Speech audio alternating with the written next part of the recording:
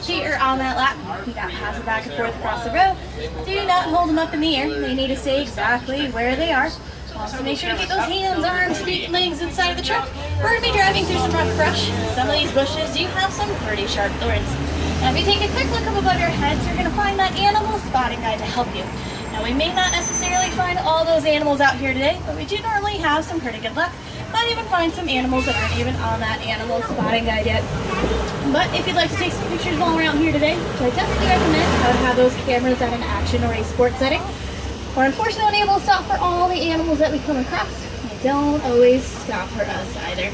Now we are going to be starting our journey here today in the little obscuring forest. Keyword here is forest. The animals that live here do like to blend into their surroundings, and sometimes they can be a little bit harder to see. But we're going to give it a try anyway. That is what we do best around here. The first one's a little bit harder. We're going to go over here on your right hand side, the bottom left hand corner across the creek. There's a brown animal. It's got some white on its face. They keep poking up down there in that bottom left hand corner. Let's see if we can get another angle on them. There they come. There are a couple of copy hanging out over here. Now I know you can't really see their legs, but they do have a black and white stripe pattern on their legs and the back hand side. You can kind of see them on this angle. So a lot of people believe they're related to the zebra. However, they're actually the only known living relative to the giraffe. Now they are a very shy and timid creature. So shy, in fact, they were not discovered by the Western world until 1901. Now as we make our way throughout the reserve state, we're going to be checking out all the bushes. Every now and then we can find a head poking on up. It can be a little bit scary at times, I'm not going to lie to you guys. Sometimes though, that is how we find these animals. And every now and then we have been able to find somebody hanging around down by this watering hole. Looks like we're actually going to get lucky. We'll go over here to your left hand side, just come out of the bottom left hand corner. There's a big old black rhino. Now unfortunately there are fewer than 5,000 black rhinos left in the entire world, mainly due to poaching for their horns. They were once thought to have a medicinal value, but we have found out they are just made out of the same thing that you can find in your fingernails and your hair. Over here on your right hand side, we're going to have a couple of motion detected at your front door. Nicknamed the ghost of the forest. Now their horns are going to go at a backward slant. We're just going to help them to run through the bushes super quick. Disappear within seconds. There's actually one right here in the left too. Oh, there's a little baby here. There's a couple of them here in the bushes on your left hand side. It's kind of hanging out inside of here. One's got tiny little nubs for horns. Still growing up quite a bit. Looks like about it here in the forest. So I think we're going to make our way on out of here. Start heading on over towards the Sloppy River so we can find that direction. They don't have any trees to hide behind. Sometimes it is a little bit easier to find something over there. That actually wasn't too bad though. Definitely qualify that as a success today. Let's see what the river has in store for us. You probably noticed that we're not able to stop for all the animals that we come across. So if you guys are taking some pictures, I do recommend to have those cameras at an action or a sports setting. So we can't stop for everybody. They don't always stop for us either. They have their own thing. There is one hippo in this back right hand corner there on your right hand side. It's going to be a little bit harder for the left hand side of the truck because they're so far tucked back in there. Now hippos do spend a good majority of their day in the water, so they do easily get sunburned. And it's typically once the sun goes down that they are more likely to come up on land and get some much needed food. But they can hold their breath about 8 minutes at a time, so you don't always see them if they are around. If we're lucky enough to find a group, so it's a bloat. Well, they don't really swim. What they really do is sink down to the bottom and then walk or run along the bottom of the riverbank. But we have all these bigger white birds hanging out here in the water. There's a couple out here on the island. Here's some pink-back pelicans. And they do get their name from pink coloration that appears on their backhand side during the mating season. But they are more of a colonial bird. They have been found in groups of 20 to 500 individuals. It's not small amounts by any means. That is for sure. It's looking a little bit murky. Looks like there might be one hippo farther up the land in that back corner. You saw some feet moving back in there. It's going to be a little bit hard. Got all the vultures back there by him. A little bit harder, but I do see some pretty large now crocodiles right here. Now these crocodiles can easily reach lengths about 18 to 20 feet long, which is the same length as a giraffe is tall. But if they stay completely still in the water, they can hold their breath about 2 hours at a time, and they do have a jaw pressure of about 2,000 pounds per square inch. Shockingly enough, the crocodile is not the most dangerous animal in all of Africa. That title has been given to the hippo. There are more hippo accidents than any other animal on that entire continent. So we're going to go check out the savannah next, and that is typically where we can find some of those more popular animals. Hopefully they're pretty active right now, making their way through the area. I got some good photos while we're down there. Just make one quick little pass by a very large tree over here on our right hand side. This is a baobab tree. Its nickname, however, is the upside down tree because it kind of just looks like it has its roots out up in the air. Now they're going to go leafless for about 9 months out of the year, and they will hold all the water that they need in those trunks of theirs, which can easily be about 10,000 gallons. This spot right here, this is my favorite spot in the entire reserve. It is an absolutely beautiful view of how the savanna can just go on for miles on end. Now the savanna is molded by the animals that live here. The elephants are going to come on through. They'll knock down all the dead trees. They are the bulldozers. Giraffes are going to eat the living trees. They will make them all the exact same level. And here are the preeners. And as the animals come on by, they're going to mow the grass. So everything is pretty much taken care of by the animals, for the animals. We're just really here to observe them, and we do a pretty good job of it. So far, I'm seeing 3 different types of species just here in this flat part of the field. There's a nice little variety out here, and everyone's pretty spread out, which is exactly how you want it to be. Everybody's too close together, it's a little bit overwhelming at times. You don't always know where to look. There are quite a few Maasai giraffes out here, including that young one that's sitting down in the middle of the field over there on your right, which doesn't really happen all too often. Giraffes really only sit down for about 30 minutes a day. And it's not all at one time. It's a few minutes here, it's a few minutes there. It is where they are the most vulnerable. Don't want to that position for too long, just in case a predator comes around. But I think we're going to get the best views of giraffe on the other side of the field, so we'll wait a little bit longer on them. But we do have these big guys here that have these really large horns on their head. Now, these are a few Ankole cattle, also known as a Watusi cattle. They're named after the Watusi tribe that first domesticated them. Now those horns are not heavy. They're actually hollow. They have a honeycomb structure on the inside that acts like a cooling system for them. But the horns are going to range anywhere from about 3 to 4 feet in length. Now they are a symbol of wealth for that Watusi tribe. So when the sun goes down, they're going to get brought into these giant pens made out of thorns. That way hopefully the predators will stay away, and the village will be able to keep all the animals they started with that morning.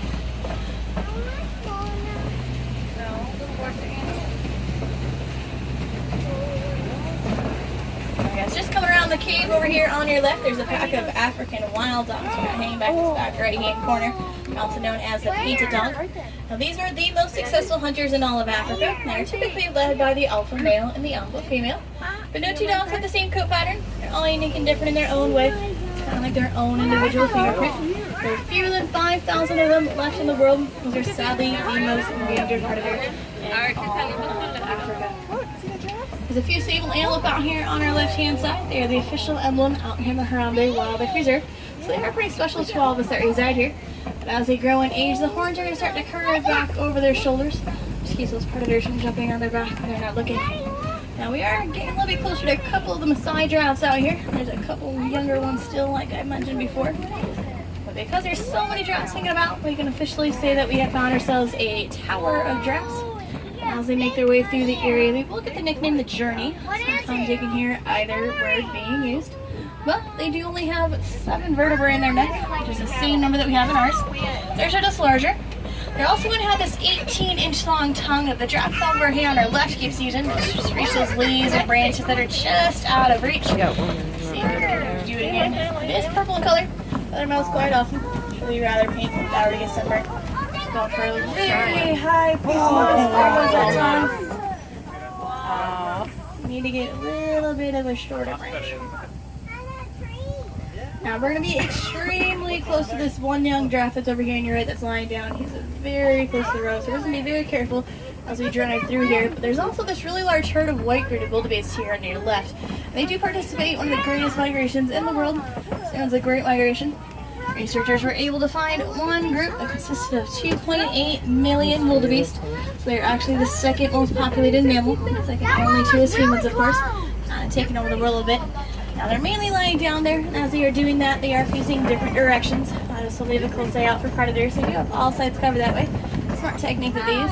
It's not just them, it could be any antelope anywhere in the world. Always want to be on guard. Never in their mind something just hiding in the bush somewhere. Now that was an adult giraffe that was sitting down right there, and it's pretty eye level out, you guys. They're about 6 feet off the ground right now. This one just looks interesting. That's the long eyelashes, though. If you think that, you can only take how many giraffes? Now while we've been driving through here, we have been passing by some really tall red mounds that were on either side of our truck. These are a few termite mounds. They're as hard as concrete. So animals like giraffes and elephants do like to use them as a scratching post And eventually they're going to get worn down. Little antelope are going to use them as a lookout post. They're only made out of 3 materials though: mud, spit, and animal dung. It's not the best 3 things out here, and I will admit, you can only work with so much when you're the size of a termite. And as you guys can see, there's really not too much for building material out here for them. So I did have to get a little creative, or just a little too creative for my liking. Very happy I'm not a termite. I do my house way too much for that. We're not seeing too much else through here right now, which is perfectly fine. This is only one small section of savanna. We still have a lot more ground to cover and a lot more time to do it. And I did want to find you guys something larger while we're out here. I think I actually just caught a glimpse on what we're looking for. And it looks like it's going to be an absolutely fantastic opportunity. So just over here on our right, hanging out right next to the watering hole, is this big old elephant. Now this is definitely a male, just by judging by the size and the fact that we are only seeing one. Males are solitary. Only females and young typically hang out in herds. But you know, they're really never too far apart from each other. So we might be able to find some more while we're out here. They do have those really large ears on their head. We'll give them sensitive hearing. They can hear about a mile away. So they always know that we are coming before we ever have the chance to see them. That's both good and bad. Sometimes if elephants do not like what they are hearing, they are known to just move on out of an area. It has happened on more than one occasion. Hopefully not the case today though. We'd like to find some more while we're out here for you guys. Like, well, that was nice and close for him. Exactly how we want things to go. But even here in Africa, we still have to abide by traffic laws, so we will not be running this red light here anytime soon. Hopefully it won't take too long out here. We got a lot of animals to go find yet. Alright. Now to get where I want to go to take you guys to hopefully find some more elephants, we just have to make our way across this little bridge. Now we really should be okay with this thing. We did put some fresh duct tape on it earlier this morning. You know what? It looks like there's some new ropes and zip ties on this thing, so we're going to give it a go, see how it's holding up. Ooh. That is definitely not my favorite thing in the world. Oh gosh. No, stop, back. Okay. We're just gonna ease off of that. Yeah, we're getting out of there. Okay, so we definitely need something stronger. Ooh, maybe gorilla glue. No, I don't think that's waterproof. Definitely need something waterproof out here. We get rained on all the time. Sometimes just out of nowhere. Very important thing to have. Ooh, here we go. Some tusk marks and some footprints down here. This clay. It's actually a really good sign of elephant activity. They do eat this clay. And give them some nice and minerals in their diet. At least saw one up ahead of us here. Looks like we do have a fairly large area. Let's see how many we can find. Oh, there we go. There's a couple more starting to poke out.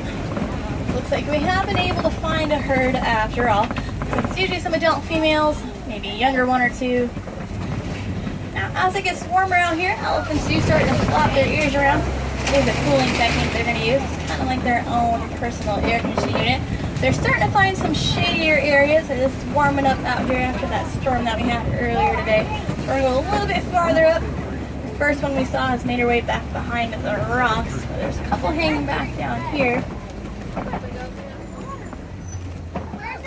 So here's the first one here on your left. Now, elephants live in a matriarchal society, and that typically means there's one adult female that's in charge of all the decision making. That'd be about food, water, shows all the best places to go and the best ways to get there. She's not always the oldest, it doesn't hurt.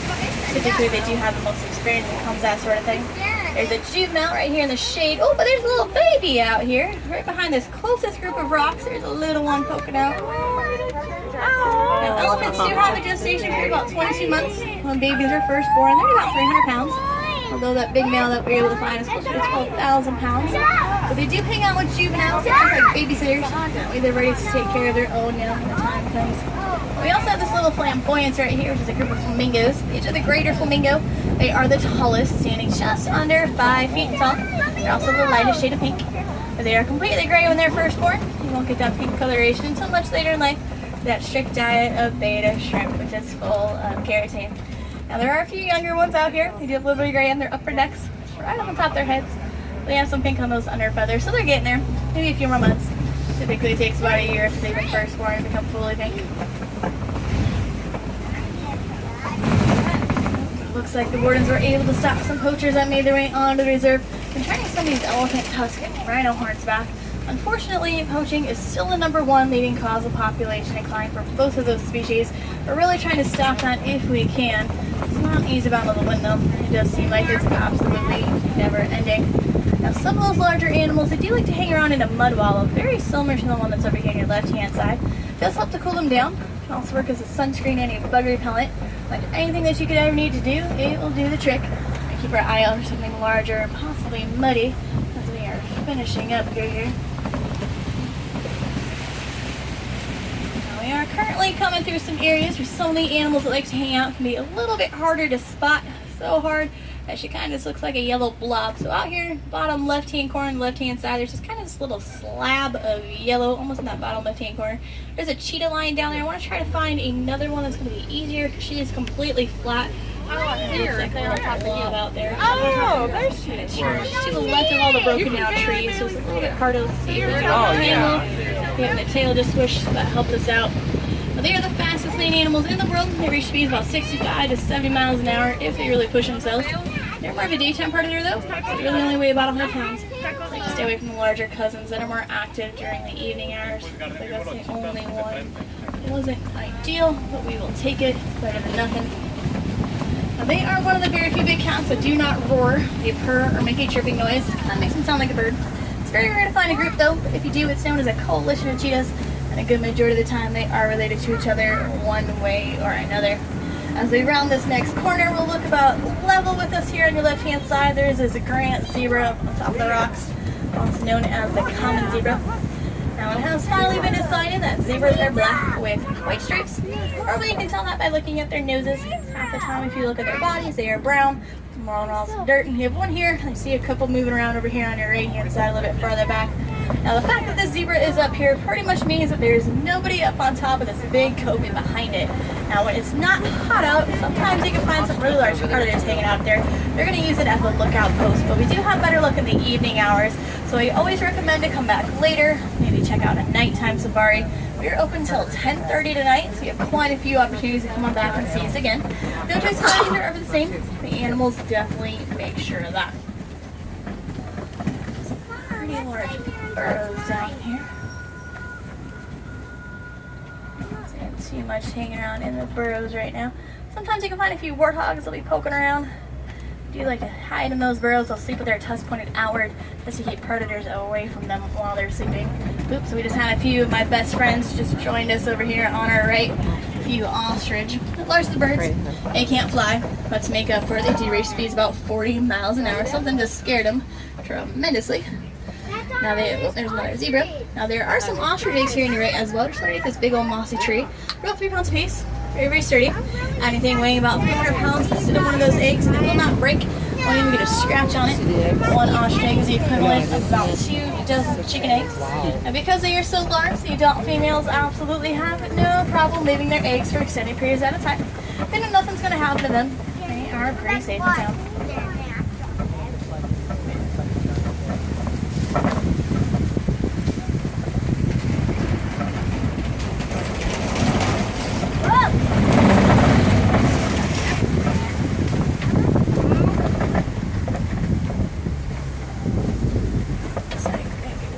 Species here to finish this off.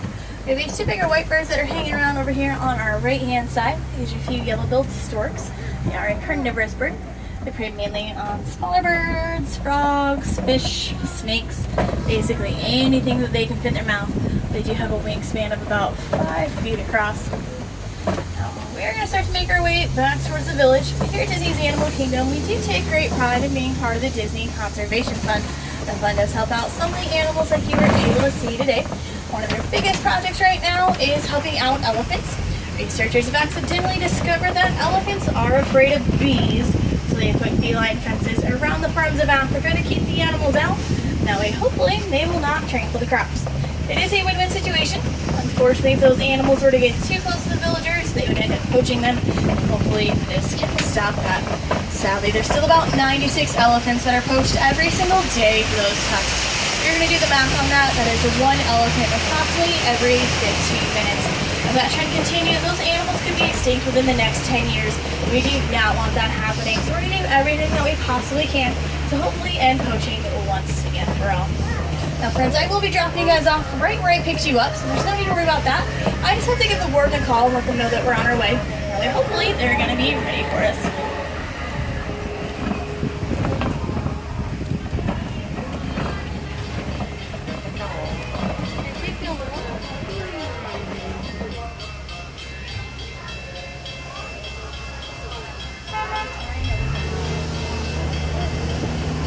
Alrighty friends, now if you'd like to see some more animals while you're still hanging around our village, I do recommend stopping on over to the Gorilla Falls Exploration Trail.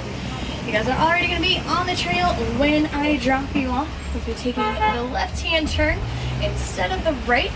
Just take that right-hand turn and take you back on out to our stroller parking area, the rest of Harambe Village, and pretty much anywhere else you could ever want to go here in Animal Kingdom. That's where you can find western lowland gorillas, a few more zebras, underwater hippo viewing area. That's left-hand turn, not the right. Also hop on board the Wilderness Express train, takes you guys on out to Rafiki's Planet Watch, where you can find our working vet clinic, our infection station, some of our more domesticated animals, some of our best conservation efforts are out there. But you do actually have the world's smallest safari right here on your left. It's a little hole right here in the wall. A little bit of everything that you were able to see out there. Now we're going to be around the very next curve, so this is an excellent opportunity for you to start checking your rows. Make sure you have everything that you came with: cell phones, keys, wallets, magic bands. They don't leave anything behind. It's a long journey back to Africa if you happen to forget something. And when we pull up to our dock, it will be a little bit loud and bumpy, just so I know I'm getting you guys there as close as I possibly can. Make sure you're completely safe getting off the truck. Now there's still a few more opportunities to go see some of our